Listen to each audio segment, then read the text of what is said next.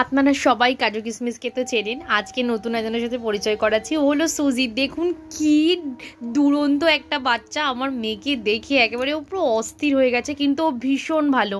ও কিন্তু মোটেই বাইট করে না কাউকে। আমার মেয়েকে প্রচণ্ড ভালোবাসছিল।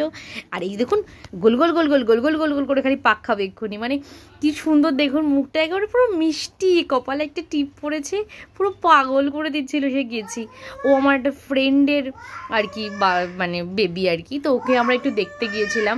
মানে দেখুন মানে কি লাফালাফি যে করছে সে, মানে বলার উপায় নেই। আমার মেয়েকে দেখেও পুরো পাগলের মতন হয়ে গেছে, পুরো আত্মহারা হয়ে গেছে বললেই চলে। এদিক ওদিক এদিক ওদিক এদিক ওদিক ঝাপাঝাপি লাফালাফি এরকম করছে।